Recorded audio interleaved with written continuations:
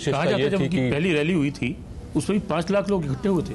66 में जो पहली रैली की थी, तो सही बात है कि उसमें 5 लाख लोग इकट्ठे हुए थे, क्योंकि उस टाइम एक जगह वैक्यूम बना हुआ था। मराठी आदमी की अस्मिता को जगाने वाला कोई था ही नहीं।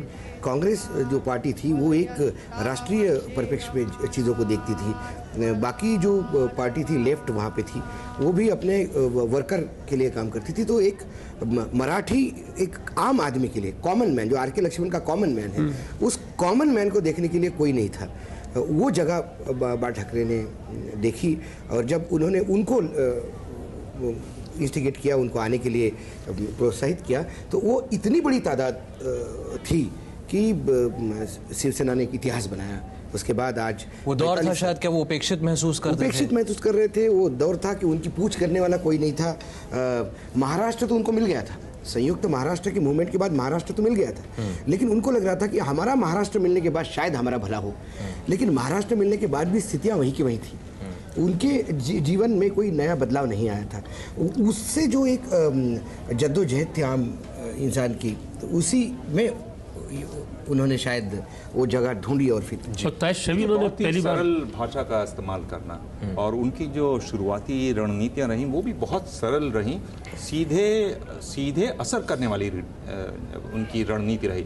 यानी मैं वीएन गाडगिल की बात बता रहा हूँ, जो कि महाराष्ट्र के बड़े पॉलिटिशियन रहे। मुझे याद आ रहा है, हम लोगों ने तब इलस्ट्रेटेड वीकली के लिए एक बड़ा लेख लिखा था इनके बाल ठाकरे के ऊपर। वो कहते थे कि बहुत सिंपल काम करते थे बाल ठाकरे, यानी बड़ी कंपनियों के आगे जाना, वहाँ एक साइन बोर्ड लगा देना कि यहाँ कितने एम्प्लॉय काम करते हैं, कितने लोग काम करते हैं, उनमें कितने राज्यों से आते हैं, और उनमें से कितने की श्रेणी के हैं। सो अक्सर ये पाया जाता था कि जो इस राज्य के, महाराष्ट्र के जो लोग हैं, वो निम्न श्रेणी के, तीसरी और चौथी श्रेणी में उनकी बड़ी संख्या रहती थी। और वो बहुत ही कारगर हुई चीज़, वो बड़ी लोकप्रिय हुई चीज़। लोग रुक रुक के देखा करते थे, अच्छा यहाँ ऐसा है, यहाँ ऐसा है। और उसके साथ वो अपना मार्मिक में कार्टून बनाना, और जैसे कि बता रहे हैं कि लेख लिखना, तीखे लेख लिखना, अपनी बात को कहना, तो बहुत ही सरल सिंपल रणनीति, और उससे बहुत ही कारगर उसको उन्होंने बनाने की कोशिश की और लोगों को अपने साथ जोड़ा। देवांग जी ने जो कहा कि मार्मिक में जब पहली खबर आई थी शिवसेना के स्थापना की, और किसी ने कवर नहीं किया था, तो मार्मिक ये बाला साहब ठाकरे और राज ठाकरे के पिता श्रीकांत ठाकरे, इन्होंने मिलकर शुरू किया, और आज शिवसेना उस बलबूते पर इस मुकाम पर पहुंची है। शुरू में तो जहाँ पर एक अंक निकला था, सारों को कॉग्निजेंस लेना पड़ रहा था, सारी मीडिया को कॉग्निजेंस लेना पड़ रहा है, और एक अफाट पब्लिसिटी बाला साहब ने आज भारत ही नहीं, भारत के बाहर भी मीडिया। लेकिन आज वो दो भाई जिन्होंने मार्मिक शुरू किया, और आज के दो भाई एक अलग अलग रास्तों पर खड़े हैं। ये एक शिवसेना की तथ्य है जी, कि आज जिन दो भाइयों ने मार्मिक शुरू किया, आज वो दोनों एक साथ नहीं हैं। उनके बेटे एक साथ नहीं हैं। दोनों के वारिस, श्रीकांत जी को भी एक ही बेटा है, और बाल ठाकरे जी के जो 3 बेटे थे, तो बिंदु माधव की तो मृत्यु हो चुकी है। जयदेव परिवार के बाहर है, जो स्मिता के पति है। जयदेव को नहीं देखा गया आज। जयदेव को भी आज नहीं देखा गया, ये बड़ी आश्चर्यजनक बात है। और जी, लेकिन अगर हम बात करें कार्टूनिस्ट होने के नाते, क्या सरलता से अपने संदेश देने की कला जो है, क्या उनको वहाँ से मिली, जिसका असर हमने उनकी पॉलिटिक्स में भी देखा? मेरे ख्याल से कार्टूनिस्ट होना अपने आप में बहुत मुश्किल काम है। यानी आप जाइए, रिपोर्ट कराइए, बहुत आसान होता है। और मैंने कार्टूनिस्ट को देखा हुआ है काम करते हुए, वो बिल्कुल भिड़े रहते हैं, लगे रहते हैं, और वो फ्री प्रेस जर्नल में थे, जो कि एक डेली है। डेली में कार्टून करना बड़ा मुश्किल होता है, क्योंकि आपको लगातार हर रोज कुछ एक नया बना के देना है, और उस दिन की घटना के आधार पर, उस दिन की घटना के आधार पर देना है। हमारा काम बड़ा आसान था, हम गए, रिपोर्ट करके आए, रिपोर्ट फाइल कर दी और घर चले गए। कार्टूनिस्ट लगातार मैंने देखा है कि उलझे रहते हैं, लगे रहते हैं, और एकांत में बिल्कुल रहते हैं, अकेले एकदम भिड़े हुए रहते हैं। तो वो उन्होंने एक मुश्किल राह एक तरीके से चुनी, और उनका जो कार्टूनिस्ट होना है वो उनके अंदर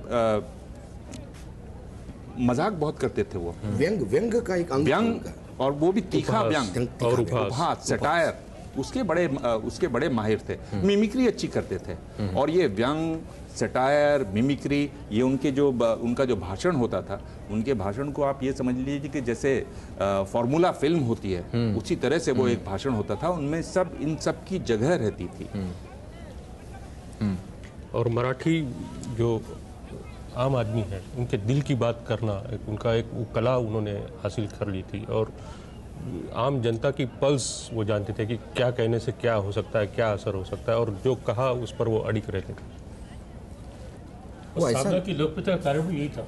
लोग इंतजार करते थे कि इस बात पर ठाकरे साहब की क्या प्रतिक्रिया रहेगी, क्या लिखेंगे वो डांटते भी थे, वो अपने वोटर को डांटते थे। अपने भाषणों में वो सिर्फ उनको उस्काते नहीं थे, उनको डांटते थे। अपने अंतिम भाषण में तो उन्होंने ऐसे कहा। ऐसे अंतिम भाषण तक में उन्होंने कहा कि फिर तुम चिल्लाते रहोगे, और चिल्लाना कैसा ये भी मैं सिखाऊंगा क्या। अच्छा, आपको नहीं लगता कि सिखाना उनको पड़ेगा, उल्टे हाथ से चिल्लाओगे या सही हाथ से चिल्लाओगे। शंकर अय्यर हमारे साथ मुंबई से जुड़े हुए हैं, उनसे बात करते हैं। शंकर, हम बाला साहब ठाकरे के व्यक्तित्व और कैसे एक कार्टूनिस्ट होने के नाते उनमें वो एक हुनर था कि जो मुश्किल से मुश्किल, जटिल से जटिल बात है वो आसान शब्दों में कैसे कहें और कैसे कहकर वो लोगों तक पहुंचाए। क्या वो एक हुनर जो उनके पेशे की वजह से आया या जो उनके शौक की वजह से आया, उसके चलते उन्हें एक कामयाब राजनेता बनाया और लोगों से उनका इतना जुड़ाव हुआ? देखिए, कार्टूनिस्ट होने का एक आपको उसमें काबिलियत होनी चाहिए कि बहुत जटिल प्रश्न को आप ड्रॉ करके साधारण रीडर तक पहुंचाना पड़ता है। तो उनमें ये एक हुनर था कि वो बहुत जटिल से प्रश्न को एक सिंपल प्रश्न इशू बना के बताते थे। जैसे कि सिंपल जो बात थी, जो लोकल लोगों को नौकरियां मिलनी चाहिए, उसको किस तरह से वो एक ब्लैक बोर्ड लगा के अपने कंपनियों के बाहर बना के करते थे। और उसमें कम्युनिकेशन स्किल होता है, तो इस कम्युनिकेशन स्किल को वो काफ़ी अच्छी तरह से थे। और बेसिक उनका एक सेंस ऑफ ह्यूमर था जिसको वो एक इमेज बना के देते थे। तो एक ब्रांड ठाकरे जो अभी हम लोग कहते हैं, वो ये था कि it had a mixture of humour, उनकी एक आर्टिस्ट्री और एक तीखापन, और अपने बात पे अड़े रहना, ये एक उनकी खासियत थी।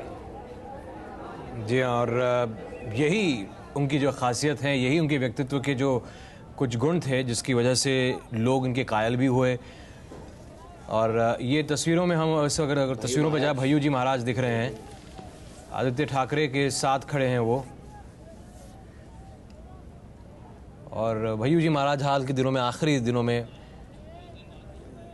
विलासराव देशमुख के इस बीच एक जानकारी और दे दें कि दिवाली की छुट्टियों के बाद मुंबई में जो स्कूल कल खुलने थे, वो स्कूल नहीं खुलेंगे। कल स्कूल नहीं खुलेंगे। जो महाराष्ट्र बंद है, उस बंद के तहत स्कूल भी कवर हुए हैं। जी, तो स्कूल नहीं खुलेंगे कल। ये फैसला जो है वो स्कूल बसों की एसोसिएशन जो है, उन्होंने ये फैसला लिया है, स्कूल बसेस एसोसिएशन ने। और उसकी वजह से कल से दिवाली की छुट्टियों के बाद दोबारा जो स्कूल मुंबई में खुलने थे, वो अब नहीं खुलेंगे। कल के दिन स्कूल मुंबई में नहीं खुलेंगे। व्यापारिक संस्थान भी कल बंद रहेंगे। व्यापारी संगठन ने इस बात का फैसला किया, ऐलान किया था कि सोमवार को भी जो व्यापारिक प्रतिष्ठान है वो बंद रहेंगे। अब स्कूल बस एसोसिएशन ने भी जो फैसला लिया है उसके मुताबिक मुंबई के स्कूल कल भी बंद रहेंगे। दिवाली की छुट्टियों के बाद इन्हें कल से शुरू होना था, लेकिन अब कल भी स्कूलों में अवकाश रहेगा, स्कूल कल नहीं खुलेंगे। लेकिन ये स्कूलों का बंद शायद मुंबई तक ही सीमित है, मुंबई के लिए ही है, लेकिन बंद पूरे महाराष्ट्र में है। बंद को लेकर ट्रेड एसोसिएशन का बंद जो है वो पूरे महाराष्ट्र में है, लेकिन स्कूलों के लिए ये बंद जो है ये मुंबई स्कूल बस एसोसिएशन की तरफ से है कि मुंबई में कल स्कूल बसें नहीं चलेंगी।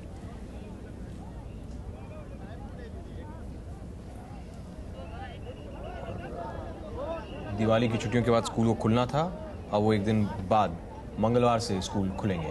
कल स्कूल बंद रहेंगे, मुंबई के स्कूल बंद रहेंगे। तो मुखाग्नि दे दी गई है। एक खबर ये भी है कि जयदेव ठाकरे भी थे। अभी एसएमएस आया है जी, जिससे बता रहे हैं कि जयदेव भी वहाँ पे वहाँ पर थे, मौजूद परिवार थे, के बीच में थे, परिवार के लेकिन साथ मौजूद पीछे बैठे हुए थे।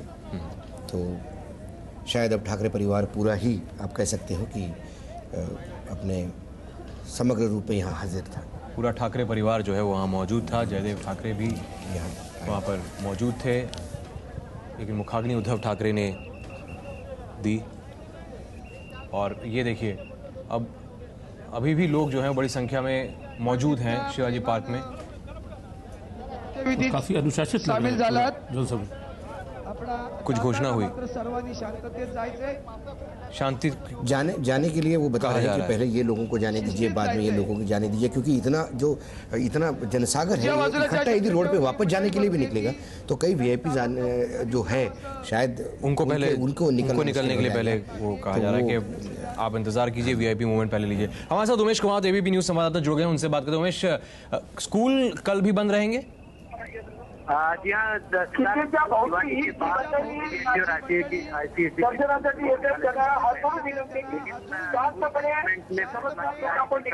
स्कूल बंद रखे जाएंगे और इसलिए स्कूल बस ओनर्स एसोसिएशन जो है उन्होंने भी फैसला किया है कि कल कोई स्कूल बस मुंबई में नहीं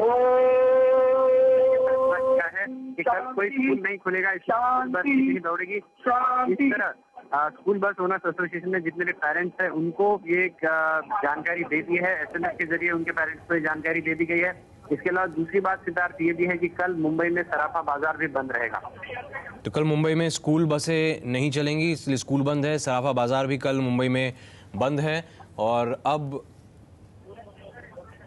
शिवसेना प्रमुख बाला साहब ठाकरे का अंतिम संस्कार हो गया है। अब लोगों से कहा जा रहा है कि वो अब व्यवस्थित ढंग से शिवाजी पार्क से अब बाहर की ओर निकलना शुरू करें। पहले वीआईपी जो इलाका, जो हिस्सा है जहां पर वीआईपी के बैठने की व्यवस्था की गई है, बंदोबस्त किया गया है, वहां से उन्हें निकलने दिया जाए। और उसके बाद में लोगों से कहा जा रहा है कि वो भी धीरे धीरे शांतिपूर्ण तरीके से बाहर निकले। देखा गया है कि ऐसे फ्यूनरल से जब लोग, अंतिम संस्कार से जब लोग बाहर वापस जाते हैं तो कई बार एक ऐसे ट्रांस में रहते हैं कि कई बार हिंसा के लिए भी प्रवृत्त होते हैं। तो उन्हें भी शांति की अपील की जा रही है।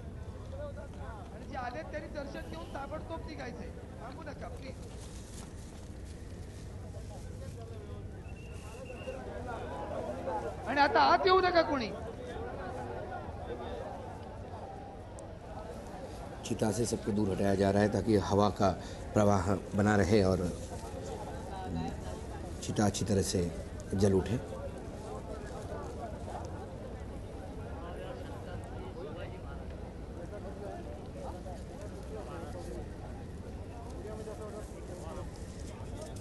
ये देखिए, लोग हम बाहर निकलने का अब जो सिलसिला है वो शुरू हो रहा है। लोग बाहर की तरफ निकल रहे हैं। प्रवेश के 2 द्वार थे, बाहर निकलने के लिए एक रास्ता बना है। और धीरे धीरे लोग जो है वो बाहर की तरफ आगे बढ़ रहे हैं।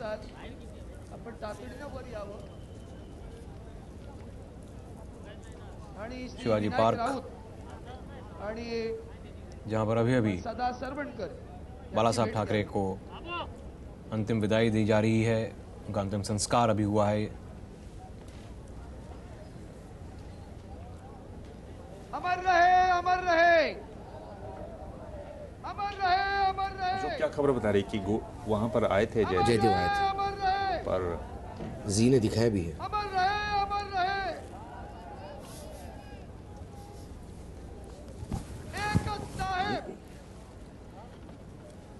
एक साहेब, बाला साहेब, बाला साहेब, एक साहेब, एक ही साहेब, बाला साहेब, बाला साहेब, एक साहेब, मन से ये नारा गूंज रहा है। एक साहेब,